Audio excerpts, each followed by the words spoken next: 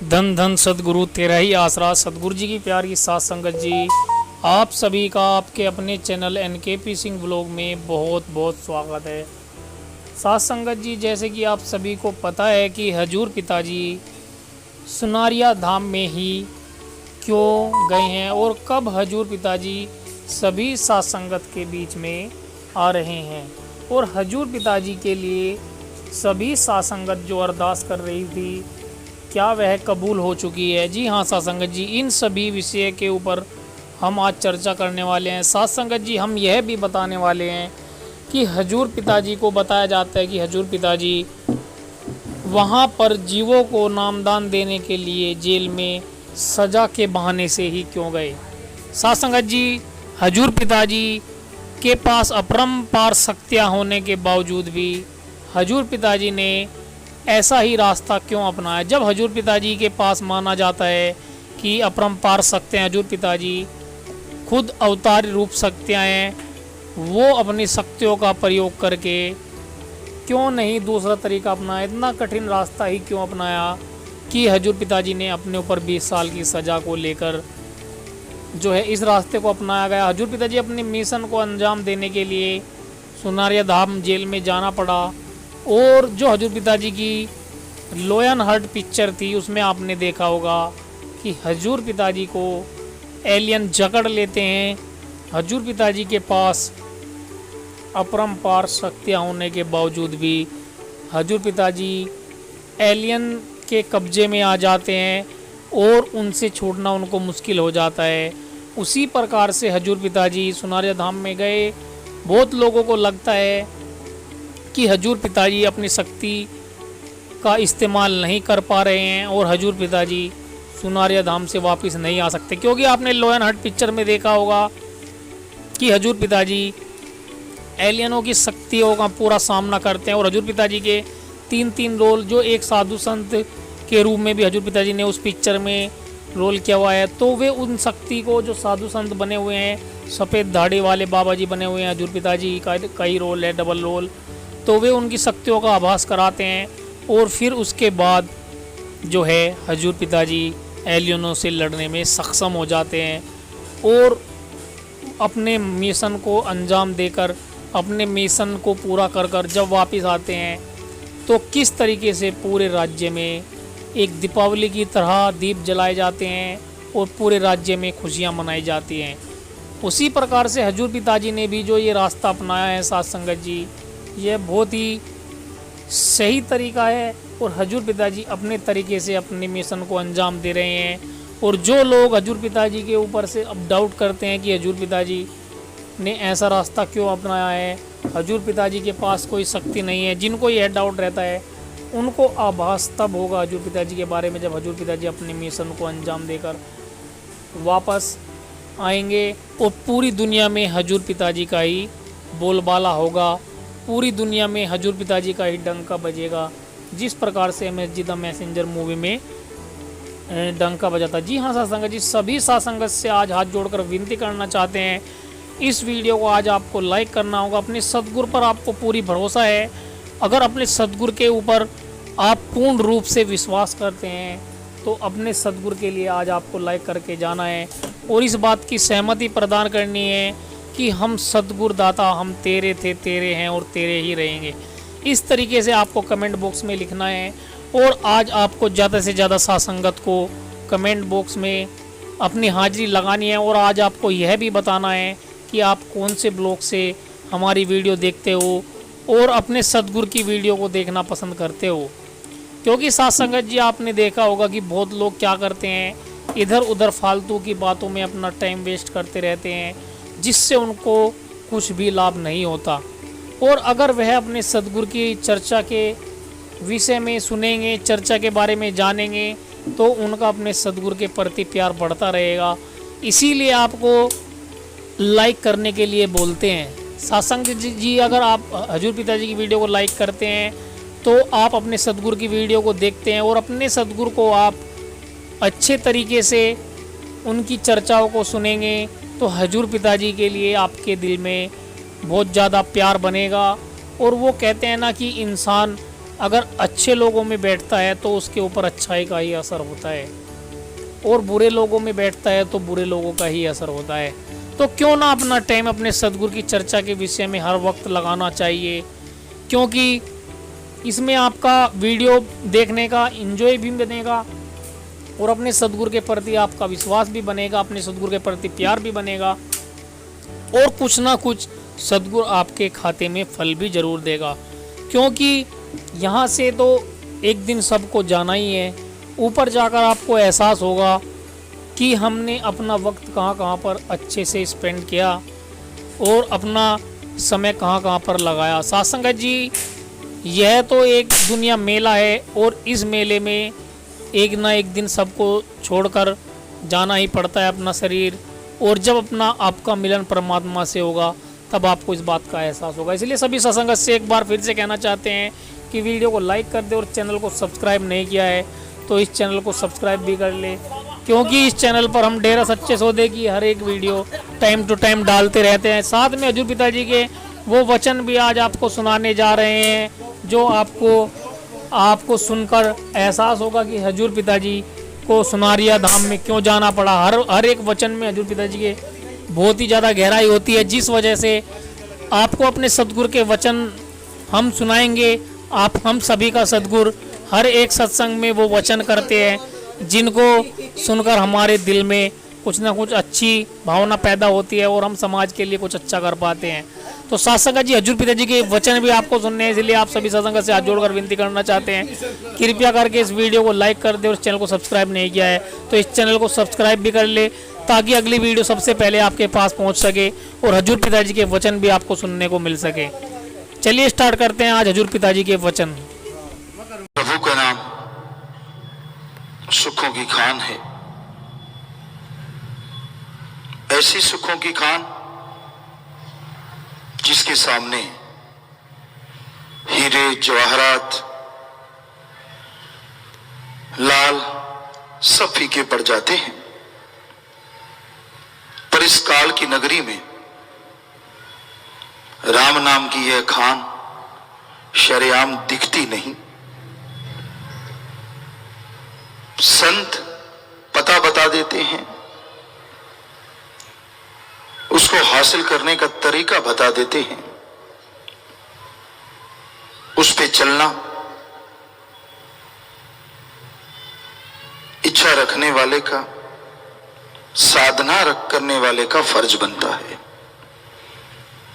कहीं से सोना निकल रहा हो, हीरे निकल रहे हों,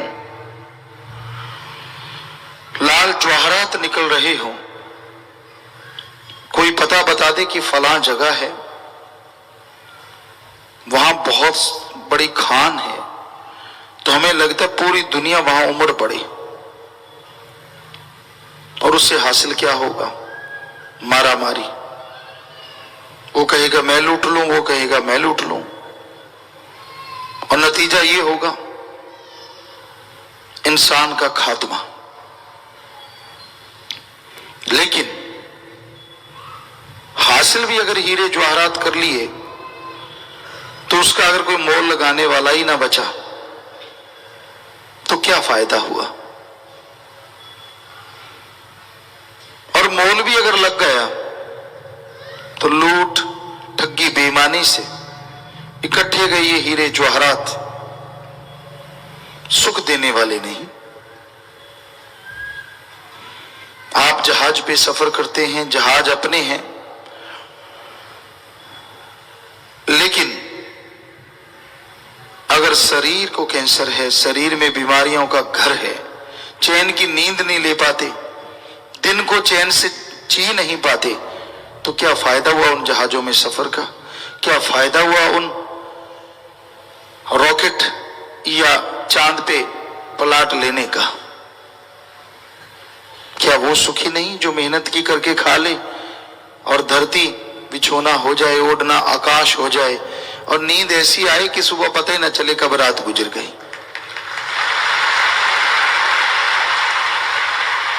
सो राम नाम की खान ऐसी खान है। आपके पास जहाज है, आपके पास सिर्फ धरती बिछोना है, दोनों में कुछ भी है, अगर राम नाम की खान आपके पास है तो दोनों तरीकों से आप सुखी ही रहेंगे, जहाज में भी और मिट्टी के बिछोने पे भी।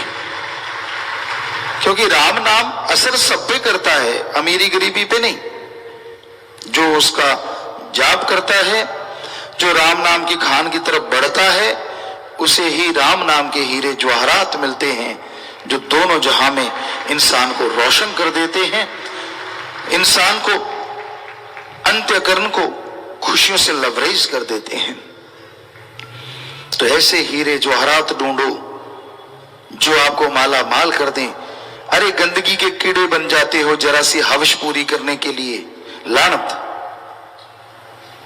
कहां भक्ति, कहां मालिक के प्यार मोहब्बत की चर्चा, और कहां आप चंद नोटों के लिए, आप थोड़े से पैसे के लिए, आप विषय विकारों के लिए अपने आप को बर्बाद कर बैठते हैं। अपने आप को बड़ा दिखाने के लिए, अपने आप को खूबसूरत दिखाने के लिए कितने आप ताने बाने बुनते हैं, कितना अच्छा हो। यही सुंदरता अंत्यकरण में आ जाए, यही खूबसूरती आपके विचारों में हो, आपके दिलो दिमाग में हो, यकीन मानिए फिर आपका वो श्रृंगार होगा जो अल्लाह वाहिगुरु राम पिया को मंजूर होगा।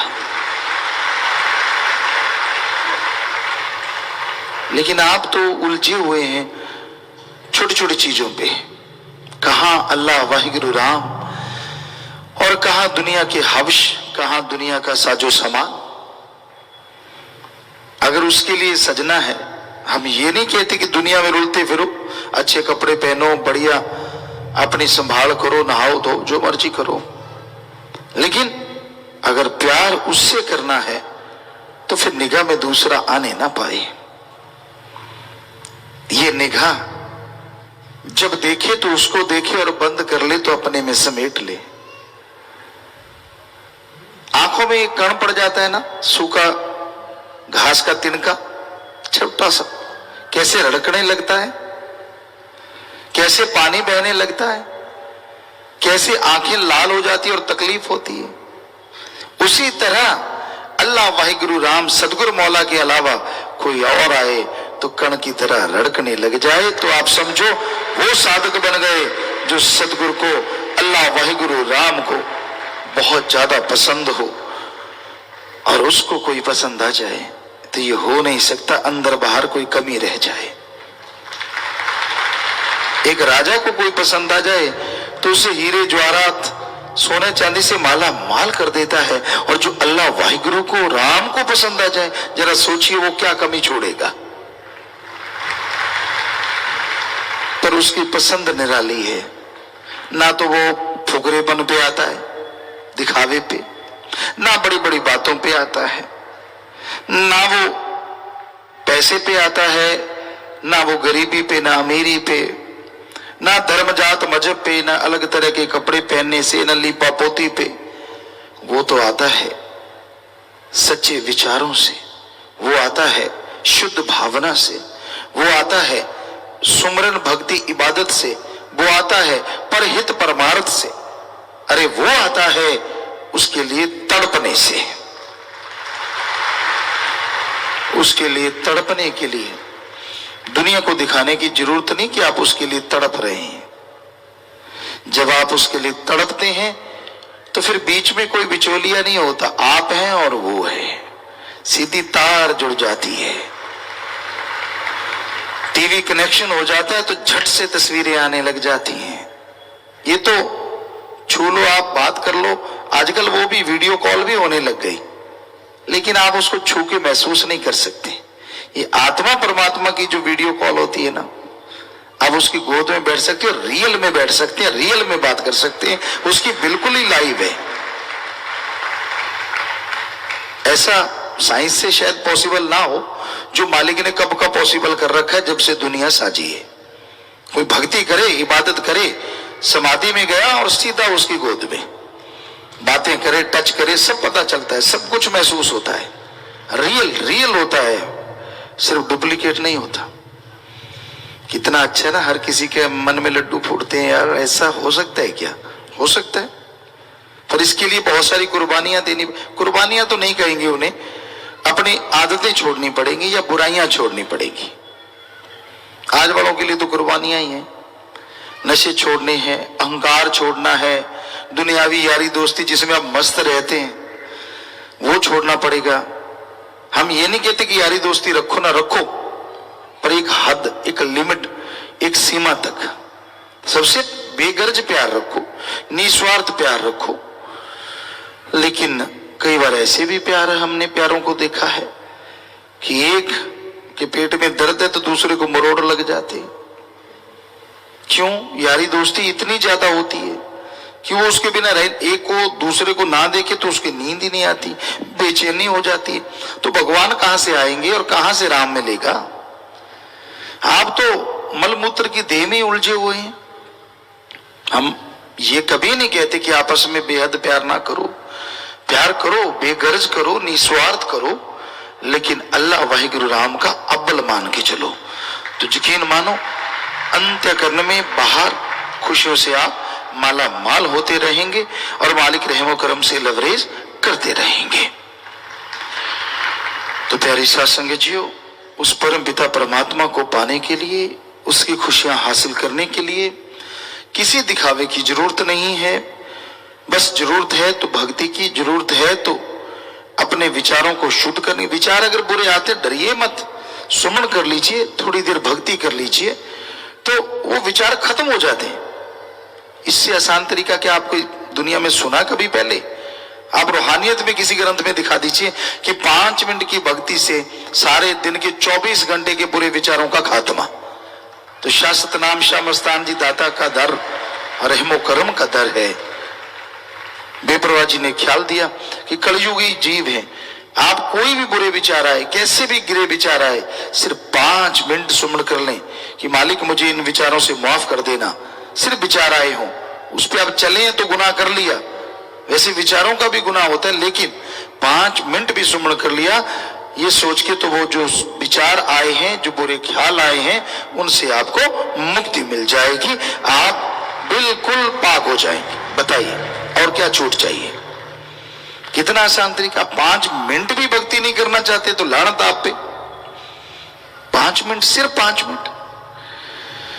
तो लगातार भक्ति इबादत करते रहने से दिलो दिमाग का कचरा साफ होता है और इंसान उस परम पिता परमात्मा के काबिल बन जाता है।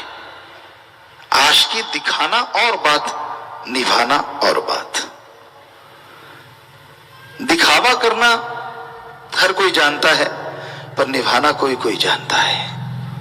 और जिनको निभानी आती है, मालिक फिर उन्हें ही नूरी स्वरूप के दर्श दीदार दिखाता है। तो भाई दृढ़ यकीन के साथ, बिना किसी टेंशन के, बिना किसी सोच के, विदाउट एनी टेंशन, बिना चिंता भक्ति करो। ये मत सोचो यार भक्ति की तो मिला क्यों नहीं, क्या पता कौन सी भक्ति करते टाइम, कब भक्ति करते टाइम मिल जाए। अब चलते चलते भक्ति कर रहे हैं, पता नहीं कब आके वो इंसान के रूप में मिल ले आपको, और जब देखो तो कोई नहीं, और जब मिला तो मिला। ऐसा हुआ है बहुत लोगों के साथ, कितने लोगों का अनुभव है, लाखों लोग। तो ये हकीकत है, ये भरम भुलेखा नहीं होता। सो प्यारी साथ संगत जियो, जरूरी है अपने अंतःकरण को शुद्ध करना, जरूरी है अपने विचारों का शुद्धिकरण। सुमरन भक्ति इबादत को कभी ना छोड़ो। जितना आप गंदगी में गिरोगे उतना मालिक से दूर हो जाओगे, जितने वचन मानोगे उतने करीब हो जाओगे। गुरु मुर्शिद कामिल, पीर फकीर, इंसान जब धारण कर लेता है पूरन गुरु पूरन मुर्शिद, ये जहान तो क्या दोनों जहान में उसका हाथ नहीं छोड़ता। मुरीद कितना भी हाथ छुड़ाए, मुरीद कितना भी दूर चला जाए, पर गुरु के दिलो दिमाग में हमेशा उसका प्यार, उसकी मोहब्बत बनी रहती है, कोई दूर नहीं कर सकता। क्योंकि गुरु अपने मुरीदों को, दूसरे शब्दों में अल्लाह वाहिगुरु गॉड खुदा राम की भक्ति करने वालों को जब जोड़ता है तो वो मालिक से जोड़ देता है, उसी के चरणों में उनकी हाजिरी नाम के समय सीधी लगवा देता है, और दूसरे शब्दों में कहें तो उनका नाम भगवान के दिलो दिमाग में छाप देता है। वैसे तो मालिक सबको जानते हैं, कण कण में जर्रे जर्रे में मौजूद हैं, पर संत पीर फकीर का भी एक फर्ज होता है, एक कर्तव्य होता है, जब वो नाम देते हैं तो अपने मुरीदों को सिर्फ इस धरती पे नहीं अगले जहान में मालिक की गोद में ले जाते हैं। जिस तरह एक फोटो लेके जाएं या वीडियो लेके जाएं, उनसे भी ज्यादा सीधा लाइव ही वहां ले जाते हैं कि ले मालिक ये तेरी औलाद तेरे को सौंपी।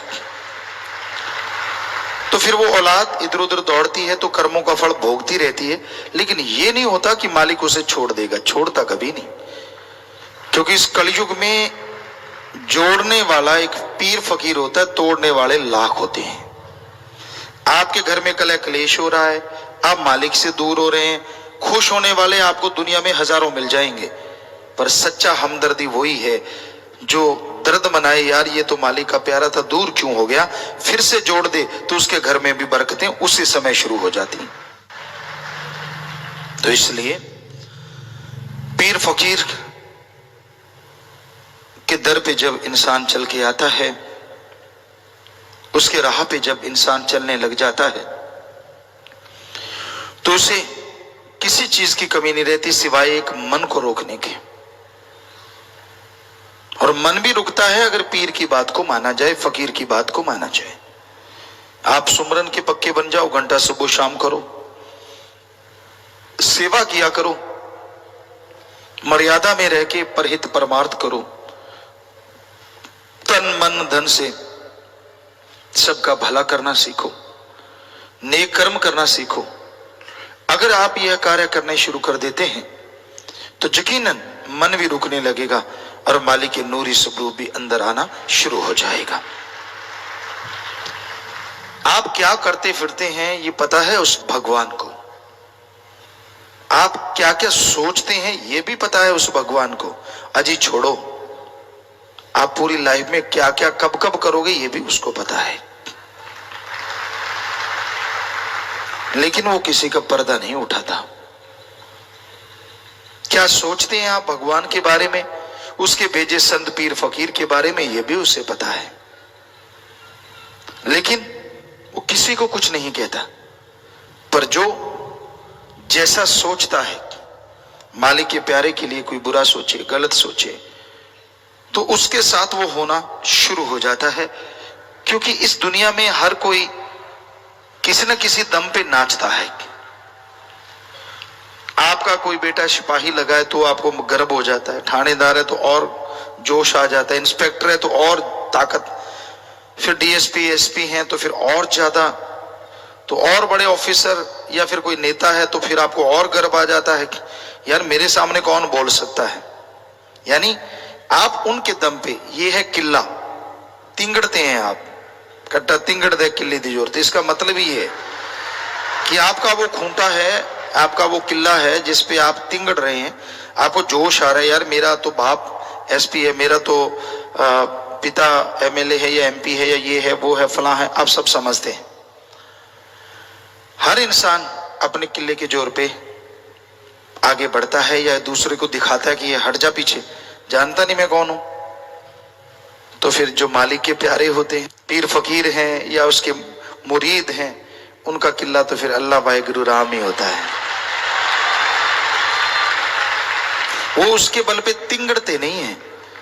तिंगड़ने के दो पंजाबी में अर्थ निकलते हैं, एक होता है तिंगड़ना, अहंकार करना, एक जो हम बोलते हैं तिंगड़ना, मान करना, एक जोश रखना कि एक गर्व करना कि मेरा मालिक मेरे साथ है, मुझे किस बात का डर है, हम वो तिंगड़ना कहते हैं। क्योंकि हर शब्द के दो मीनिंग्स निकल ही आते हैं, भाषाएं ऐसी हैं। तो उस परम पिता परमात्मा पे गर्व है, वो सबका भला करते हैं।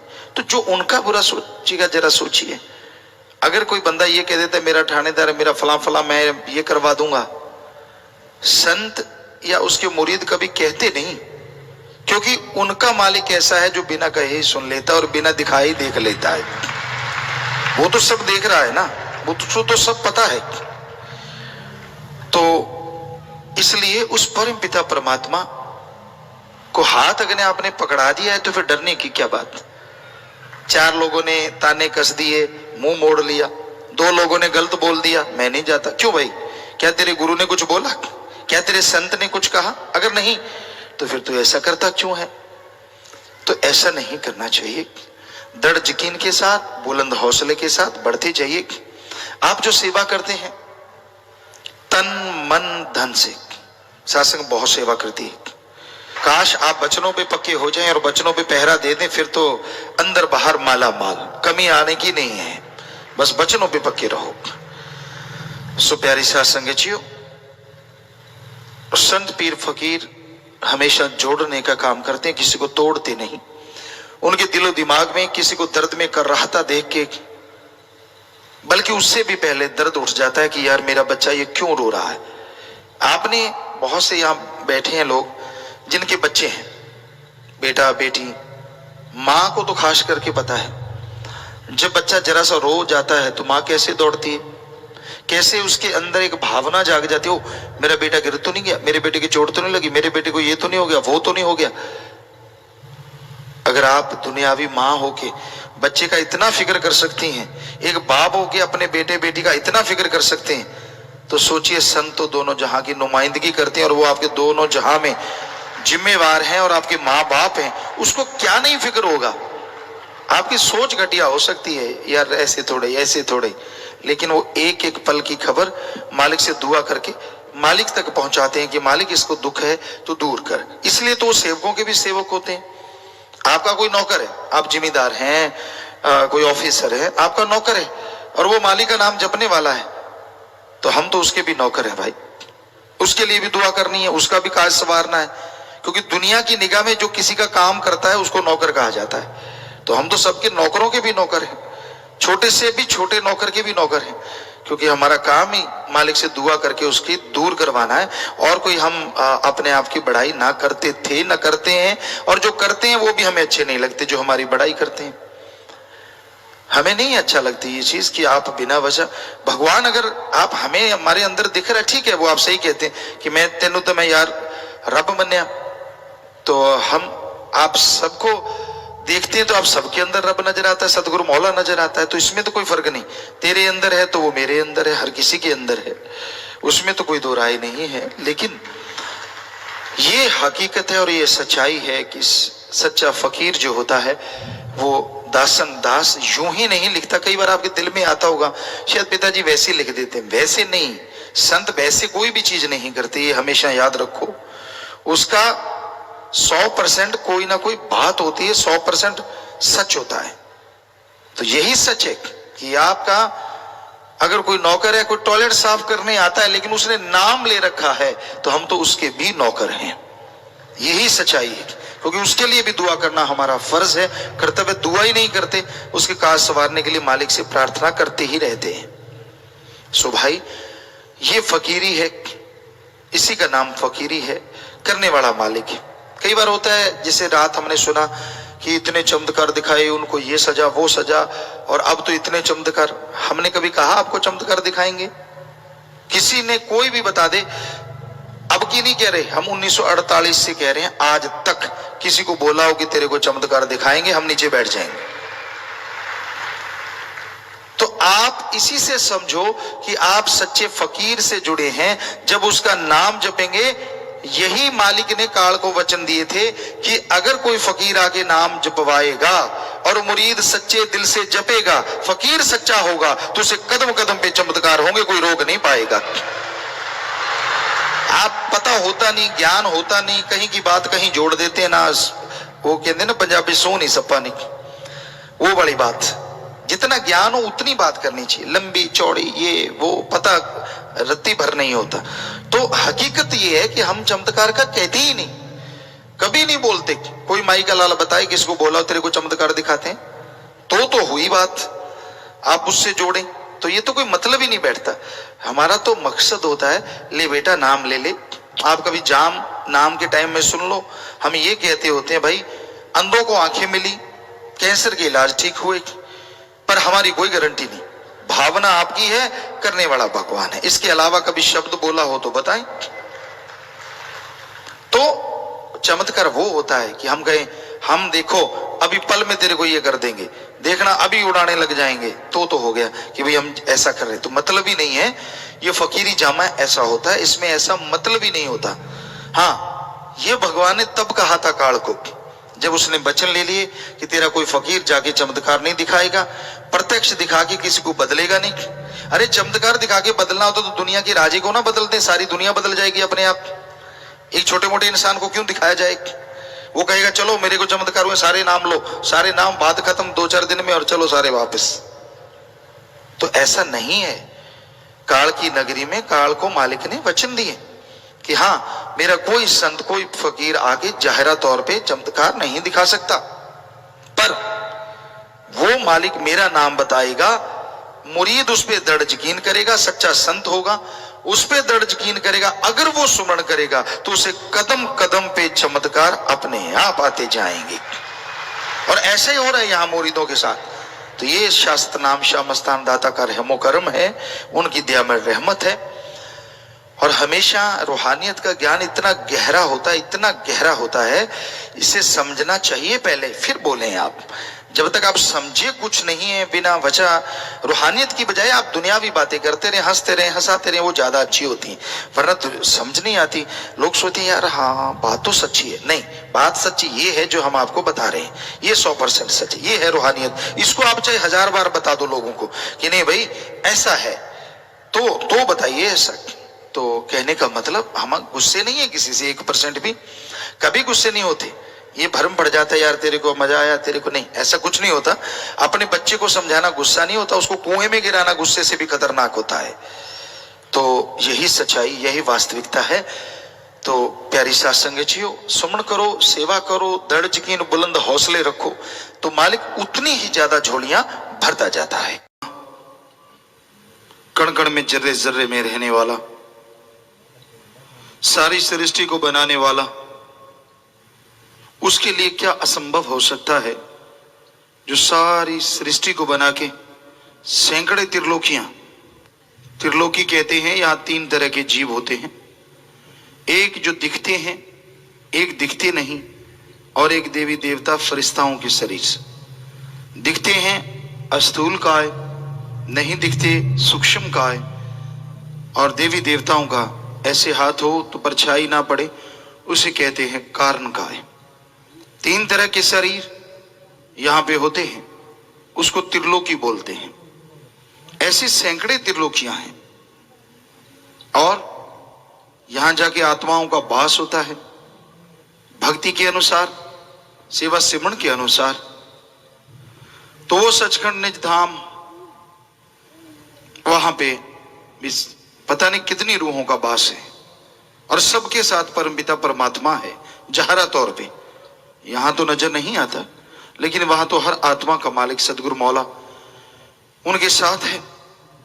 तो वो कैसा होगा जो हर जगह एक होते हुए भी मौजूद है?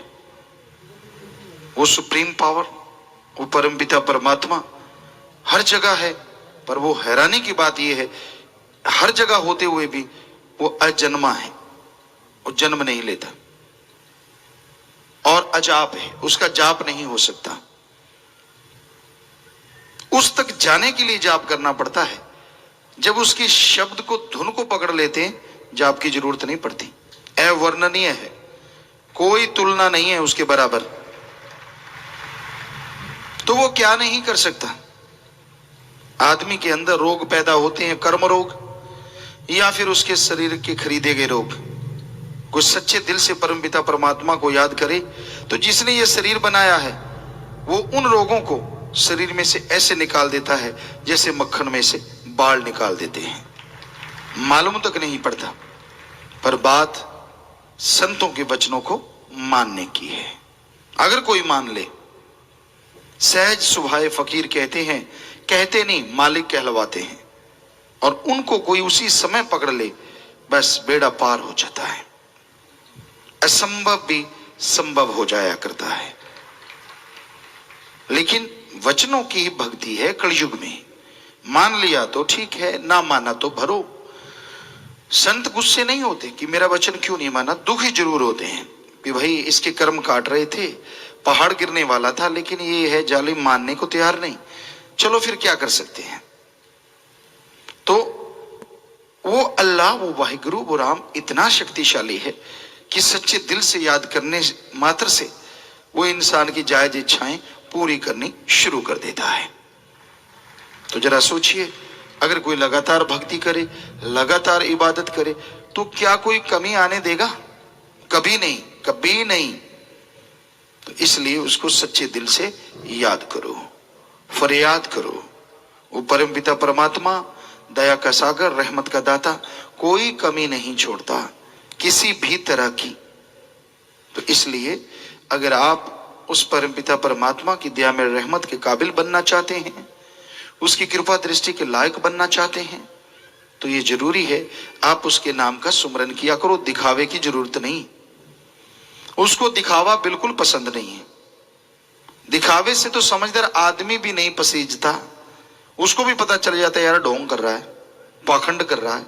वो खसम जिसने सबको बनाया है वो कैसे दिखावे में आ जाएगा? जरा सोचिए। वो तो सवाल पैदा ही नहीं होता, वो तो हकीकत में यकीन रखता है। आप कैसे हैं, किस तरह के हैं, वो सब जानता है। क्या विचार आपके अंदर चल रहे हैं और क्या आने वाले हैं, उसको मालूम है। आपको नहीं। आपको तो इतना मालूम है क्या आए थे और क्या आ रहे हैं, आएंगे क्या, ये भी उस मालिक को पता है। तो बताइए आप उससे क्या छुपा पाएंगे?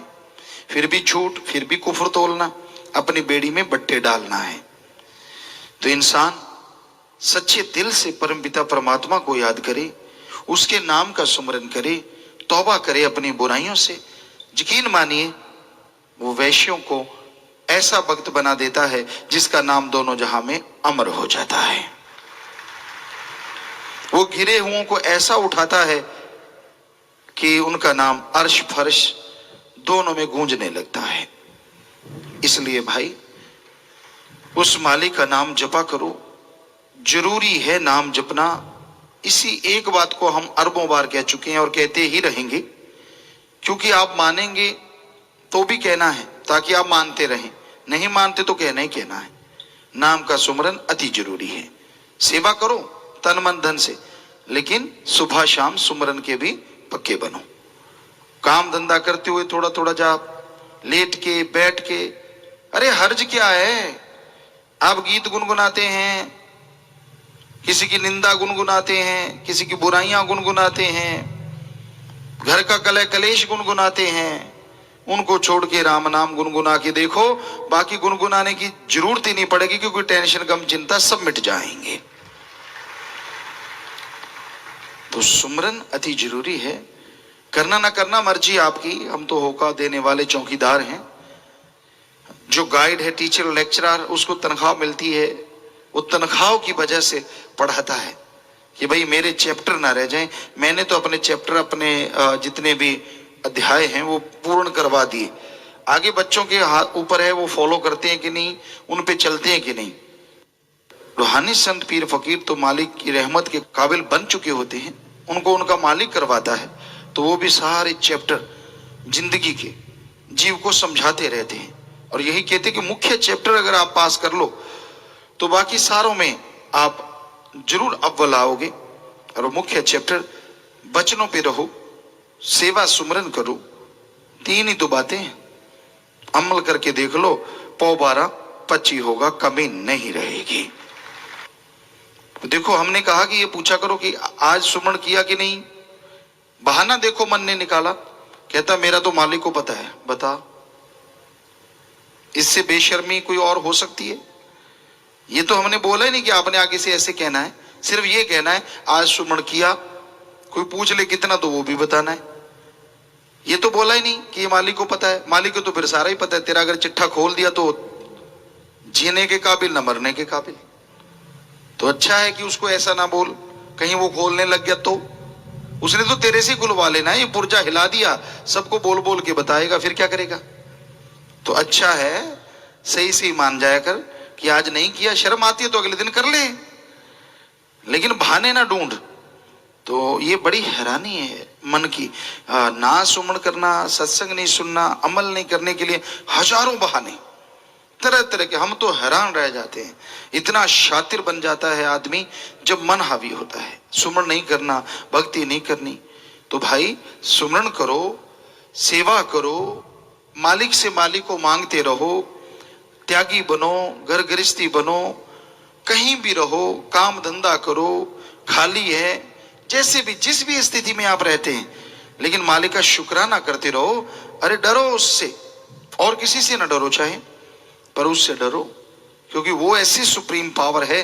वो राई को पहाड़ और पहाड़ को राई बनाते इतनी देर भी नहीं लगा था।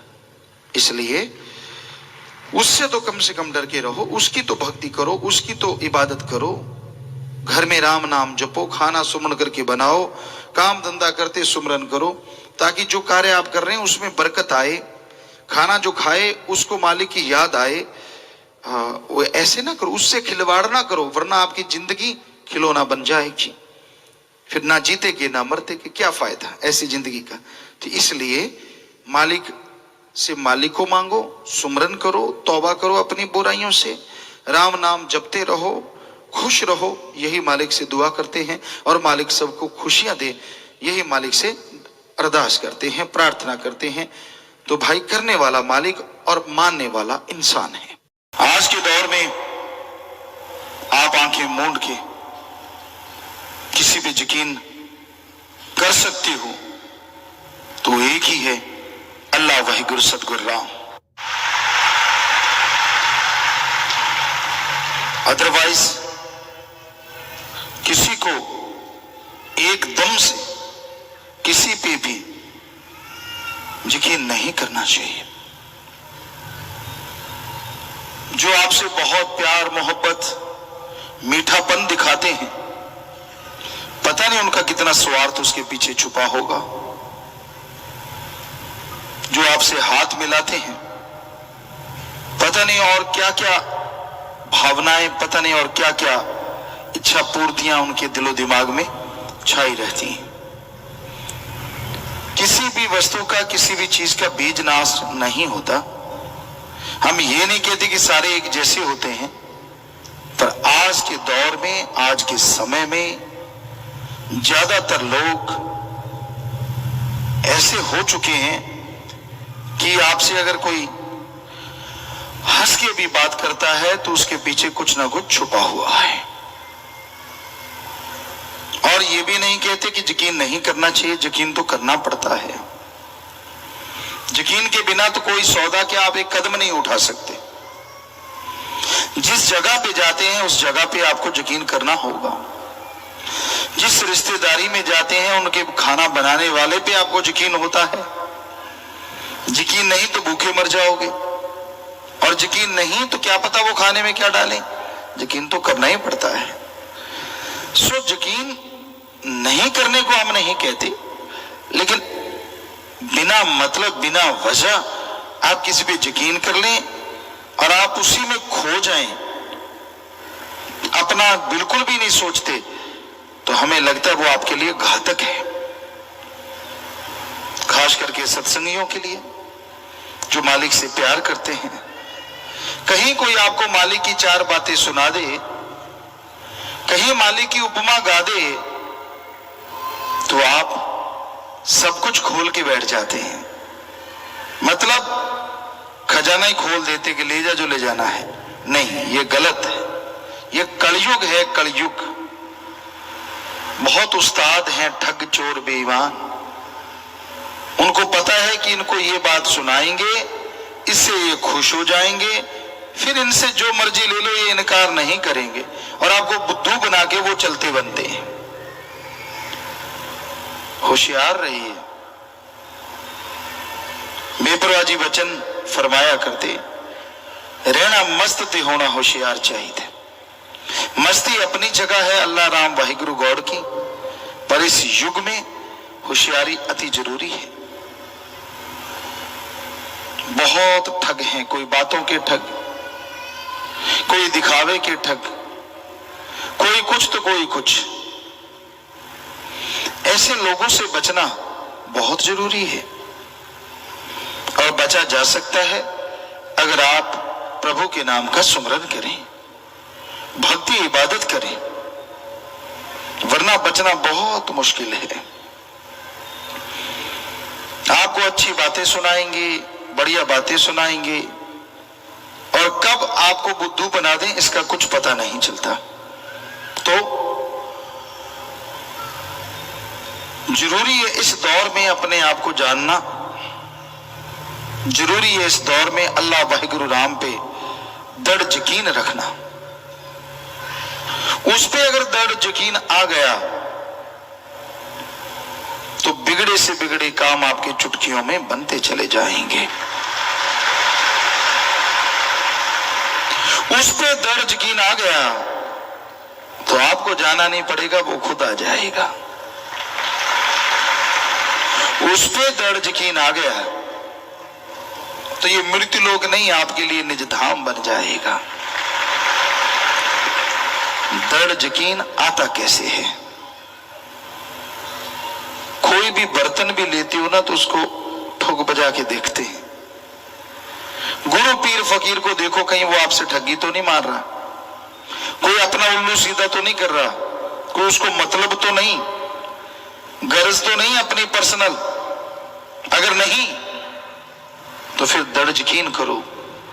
वो कहता है तन लगा सेवा में, तन लगा दीन दुखियों को उठा के हॉस्पिटल पहुंचाने में, अरे तन लगा कड़ा परिश्रम हक हलाल की रोजी रोटी खाने में, और मन लगा अल्लाह वाहिगुरु राम और खुदा रब की भक्ति इबादत में। अरे धन लगा नेकी भलाई पे, भूखे को खाना खिला दे, प्यासे को पानी पिला दे, निआसरों का आसरा बना दे, खून दान कर, मरणोपरांत आंखें दान, शरीर दान कर, जीते जी गुर्दा दान।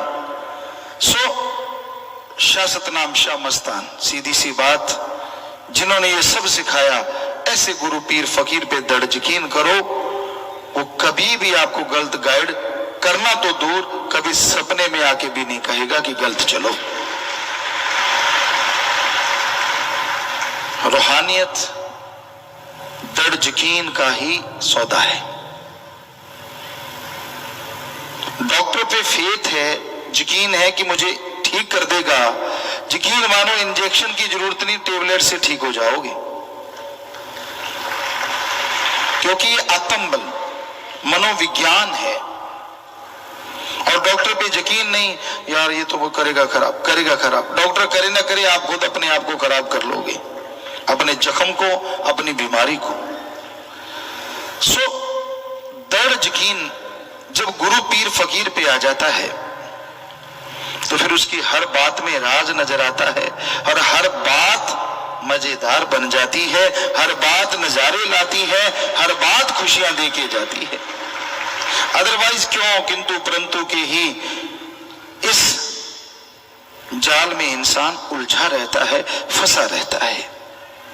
तो अगर आप अपने आप को इस चक्रव्यूह से आजाद करवाना चाहते हो तो बुलंद इरादे और दृढ़ यकीन रखो, जो कि सेवा सुमन से ही आएंगे। तन मन धन से सेवा करो।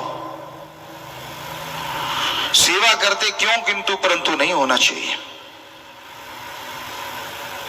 आप सेवा कर रहे हैं और आप सोचते हैं कि मेरा नाम आगे आना चाहिए, घबराइए मत। सेवा की है, नाम आगे नहीं, दरगाह में मालिक की चरणों में मंजूर हो जाता है। आपको लगता है यार फलां सेवादार मेरी बात नहीं बताता, मेरा नाम नहीं बताया, बात मैंने बताई, उसने अपना ठप्पा लगा के आगे बता दी। फिक्र मत कीजिए, अगर आपने बताई तो फल आपको मिलना है, ठप्पा जो मर्जी लगाता फिरे। ठप्पों से दुनिया में काम चल सकता है, अल्लाह वाहिगुरु के दर पे नहीं। उसका दरबार अल्लाह वाहिगुरु राम का दोनों जहां का है। वो कण कण में जर्रे जर्रे में नजर रखते हैं और कण कण की जर्रे जर्रे की उनको खबर होती है। वो किसी को कुछ नहीं कहते, हर आदमी मर्जी का मालिक है, अपने तरीके से जिंदगी जीता है। लेकिन ये मत सोचो कि आप उसको बुद्धू बना रहे हो, उसको एक एक पल का पता है। आपका कौन सा पल कहां गुजरता है, किस रूप में गुजरता है और आप दिखाते क्या हो, सब मालूम है उसे। कई लोग ये सोचते हैं यार जब उसे मालूम ही है तो करते रहो, वो कौन सा रोकता है। तो डर के रहो उस राम से। वो किसी को आके नहीं कहता, लेकिन गुरु पीर फकीर तो कहते हैं ना कि ये कर्म बुरे हैं, ये मत करो, वो कर्म बुरे हैं, मत करो। बेपरवाह जी ने भजन में बनाया, कर्म करे खोटे पड़ेंगे बड़े सोटे, फिर पूछनी नहीं किसी बात रे। तो करते रहो, पीर फकीर नहीं रोकते, अल्लाह राम आके नहीं रोकते। करते जाओगे करते जाओगे करते जाओगे, एक दिन आना है और उस दिन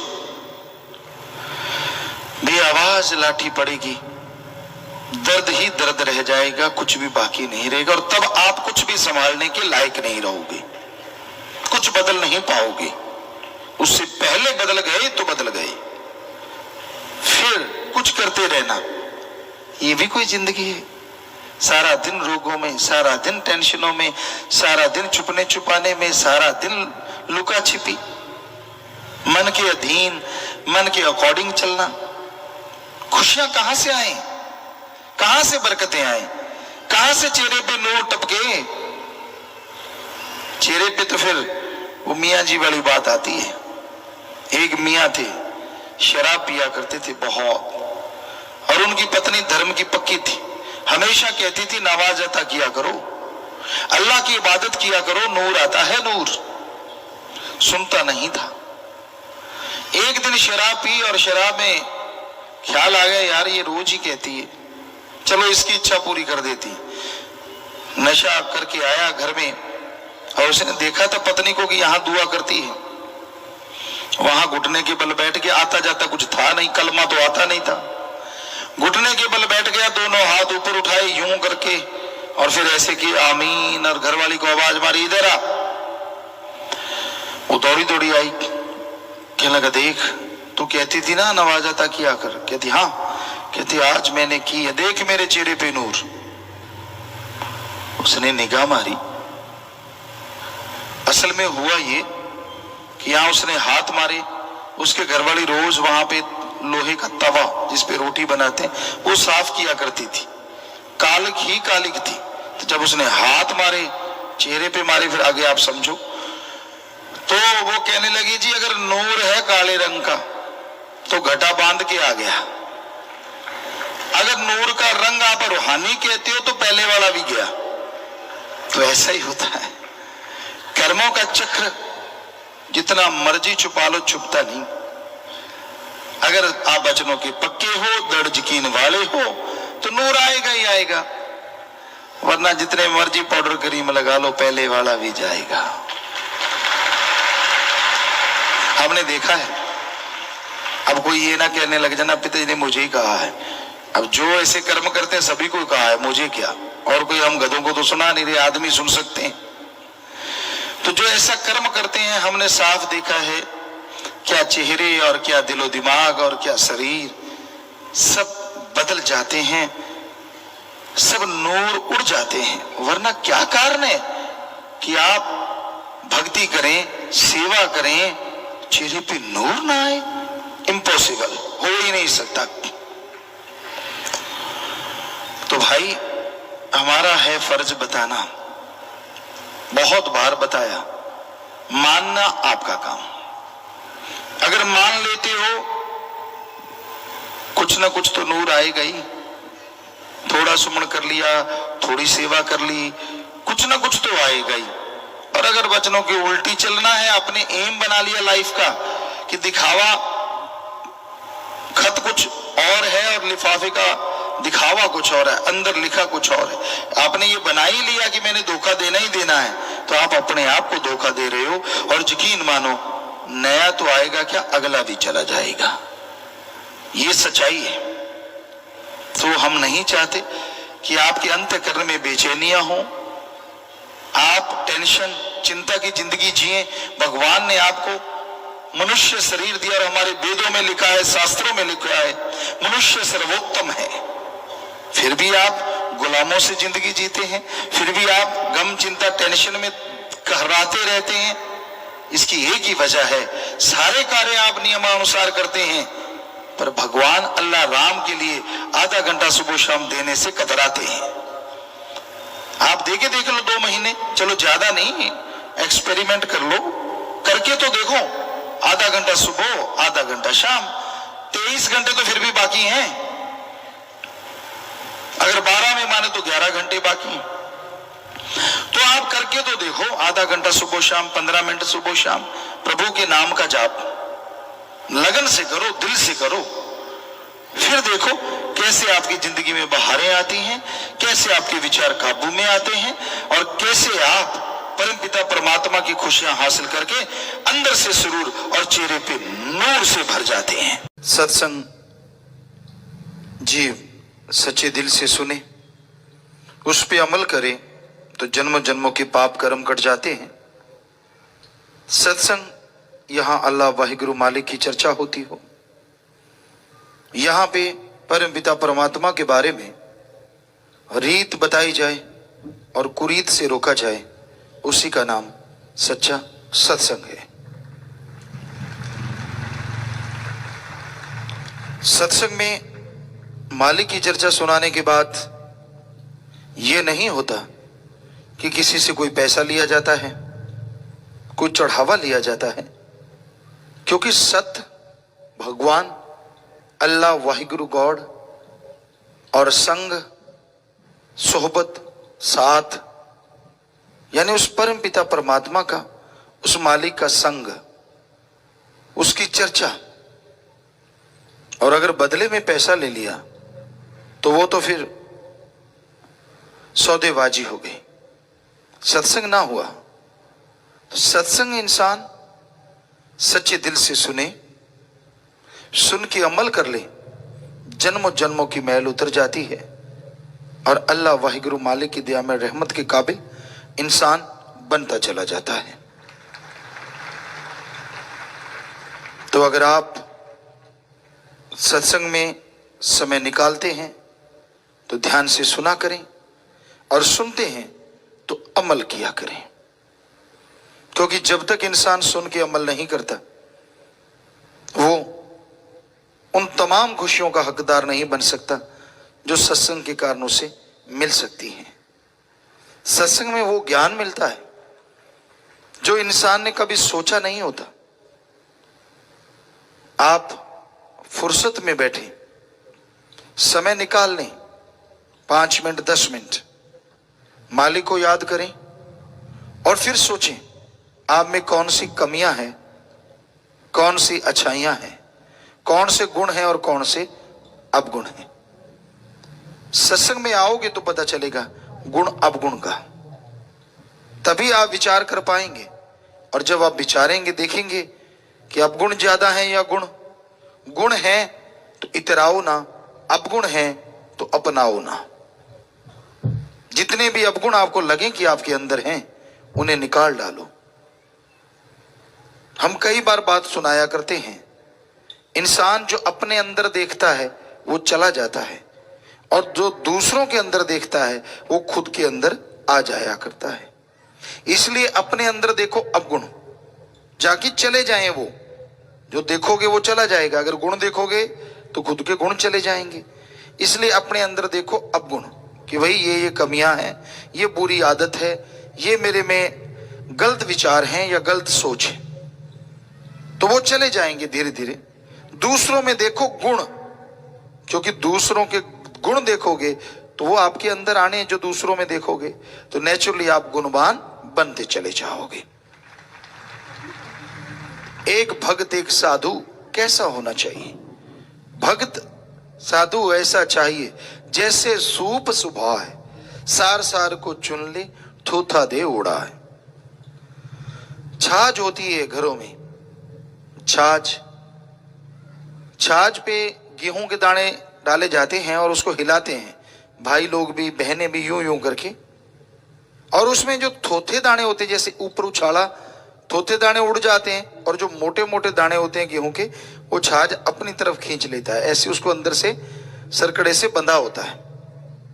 तो एक भक्त को, एक मालिक के प्यारे को ऐसा होना चाहिए कि जैसे छाछ है, अपने अवगुण उड़ा दे और गुणों को ग्रहण करता जाए, तो मालिक की कृपा दृष्टि से माला माल होता रहेगा। पर यहां तो उल्टा है, लोग अपने अवगुण नहीं देखते, दूसरों के अवगुणों की तरफ निगाह मारते हैं। अपने अवगुण नहीं देखते, दूसरों के अवगुण गाते रहते हैं। अरे भाई, खुद में जो कमियां हैं उनको निकालने से ही दिलो दिमाग का शीशा साफ होगा, और जब दिलो दिमाग का शीशा साफ होगा तभी ओम हरि अल्लाह राम का अक्ष सही तरीके से उभर के आएगा, उसकी तस्वीर बनेगी, और जैसे उसकी तस्वीर बनेगी आपका आत्मबल चरम सीमा पे पहुंचेगा, और आत्मबल चरम सीमा पे पहुंचेगा तो दुनिया के हर अच्छे नए काम में सफलता की सीढ़ियां आप चढ़ते चले जाएंगे। तो अपने आप को सुधारने के लिए राम नाम से बढ़ के कोई दवा नहीं। प्रभु के नाम का सुमरन कीजिए, भक्ति इबादत कीजिए। जैसे जैसे प्रभु के नाम का सुमरन करते जाएंगे आपके अंदर बिल पावर, आत्म बल आता जाएगा, और आत्म बल के सहारे आप दुनिया के हर अच्छे नए क्षेत्रों में सफलता हासिल करते जाएंगे। तो सत्संग में ये सिखाया जाता है, सत्संग में ये बताया जाता है, और बदले में किसी भी तरह का कोई पैसा, पाई, चढ़ावा नहीं लिया जाता। इसलिए भाई, सत्संग सुन के अमल करना सीखो। जो सत्संग सुन के अमल नहीं करते, खज्जल खुआर सारी जिंदगी होते हैं और दुखी होते हैं, परेशान होते हैं। इसलिए सत्संग में आना जरूरी, सुनना जरूरी, और सुन के अमल करना जरूरी। जब तक जीव सुन के अमल नहीं करता, मालिक की खुशियों का हकदार नहीं बन पाता। तो आप चल के आए। वैसे धर्मों में लिखा, जिन पर कृपा राम की वो चल सत्संग में आए, पर खुद मुख्तियारी भी दी है भगवान ने, उसकी वजह से भी कोई आता है। अपनी सोच, अपनी समझ के द्वारा सत्संग में आने से कोई आपका तगमा उतरेगा नहीं, कोई धर्म नहीं बदलता। आप ध्यान से सुन लीजिए, अच्छा लगे अपना लो, अच्छा नहीं लगता मर्जी आपकी, पर सत्संग में बुरा कुछ होता नहीं। सत्संग में संत पीर फकीर सच ही बताते हैं, सच से जोड़ते हैं, और जो सच से जुड़ जाया करते हैं उन्हें वो परमानंद मिलता है, वो लज्जत मिलती है कि वो बाद में पछताते हैं कि बाकी की पहले की जिंदगी मैंने यूं ही बर्बाद क्यों कर डाली, क्यों नहीं पहले सत्संग सुना, क्यों नहीं पहले राम का नाम जपा, क्यों नहीं पहले परमानंद की प्राप्ति की। तो इसलिए भाई, संतों का तो काम हाथ जोड़ जोड़ की प्रार्थना करना होता है। सत्संग सुन लो, सुन के अमल कर लो, बेड़ा पार हो जाएगा। बाकी आप मर्जी के मालिक हैं, कोई किसी का गुलाम नहीं होता। इस धरती पे वो अति भाग्यशाली से भी भाग्यशाली वो इंसान होता है जो अल्लाह वाहिगुरु राम का गुलाम होके भी त्रिलोकी के राजा से बड़ा हो जाता है। क्योंकि राम अल्लाह मालिक का गुलाम होना ऐसे फख्र की बात होती है कि वो अपने अंदर की तमाम कमियां, तमाम बुराइयां छोड़ देता है और मालिक की दिया में रहमत के काबिल बन जाता है, यानी बेगमपुर का बादशाह बन जाता है। कोई गम नहीं रहता, कोई चिंता नहीं, कोई टेंशन नहीं, कोई परेशानी नहीं, कोई रोग नहीं। जरा सोचिए, क्या ऐसी जिंदगी से बेहतर कोई जिंदगी हो सकती? कोई रोग ना हो, कोई गम ना हो, कोई दुख ना हो, परमानंद ही परमानंद, लज्जत ही लज्जत, जीवा का स्वाद, इंद्रियों के भोग विलास का स्वाद, ये क्षणिक है और परमानंद परमानेंटली है। अब देखिए, अगर परमानेंटली किसी को ऐसा आनंद आए जो इंद्रियों के भोग विलास और जीवा के स्वाद से अरबों गुना बढ़ के हो, बताइए उस जैसी जिंदगी और किसी की कैसे हो सकती है? तो ये राम नाम से संभव है, अल्लाह मालिक की भक्ति इबादत से संभव है। ये आप पे निर्भर करता है, आप ईश्वर की भक्ति करते हैं कि नहीं करते। करेंगे तो परमानंद की प्राप्ति एक ना एक दिन आपको